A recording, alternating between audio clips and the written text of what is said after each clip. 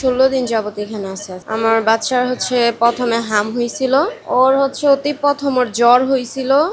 জ্বর হওয়ার পরে ওকে আমি আমাদের সরকারি হসপিটাল নিয়ে গেছি। আমাদের সরকারি হসপিটাল নিয়ে যাওয়ার পরে ওকে ভর্তি দেয়। ওইখানে ভর্তি থাকার একদিন পরে ওকে অন্য হসপিটালে পাঠানো হয়, গাজীপুর সদর হসপিটালে পাঠানোর পরে আমি ওইখানে ছিলাম 3 দিন। 3 দিন থাকার পরে ওরা বুঝতে পারে নাই, ওরা শুধু বলছে যে ওর ইনফেকশন হয়েছে মুখে ঘা হওয়ার কারণে।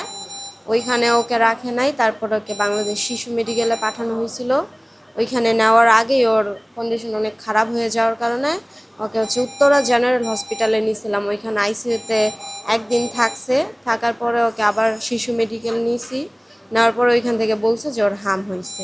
হাম হওয়ার পরে ওইখান থেকে এইখানে পাঠানো হয়েছে এই হসপিটালে।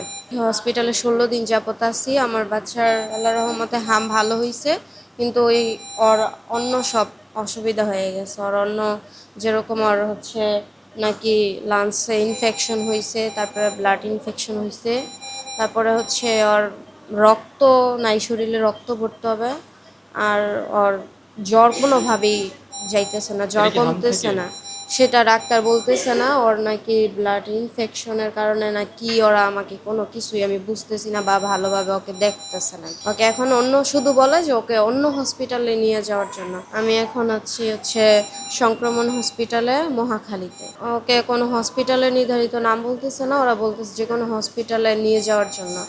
ও আইসিইউতে ছিল, ওকে আইসিইউ বেড না খালি থাকার কারণে ওকে আবার এখানেই পাঠানো হয়েছে। আইসিইউতে অন্য রোগী দিচ্ছে ওকে বের করে। চিকিৎসকরা ঠিকমতো ডাক্তাররা ঠিকমতো চিকিৎসা দিতেছে। এখানে কিছু কিছু নার্স আছে যাদের বিষয় আমি আগেও বলার কারণে আমার বাচ্চাকে অত একটা কেয়ার করতেছে না।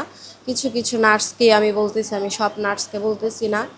এখানে কিছু নার্স আছে একদম অনেক ভালো, আর কিছু নার্স আছে তাদের ব্যবহার অত্যন্ত জঘন্য। তারা আমার বাচ্চাকে বলতেছে যে আমার ভুলের কারণে নাকি আমার বাচ্চা এরকম হয়েছে। আমি মা হয়ে তো আমি আর আমার সন্তানের খারাপ চামো না। ওরা বলতেছে এখন আমি অন্য হসপিটালে ট্রাই করতেছি, দেখি আমার বাচ্চাকে কিছু করা যায় নাকি।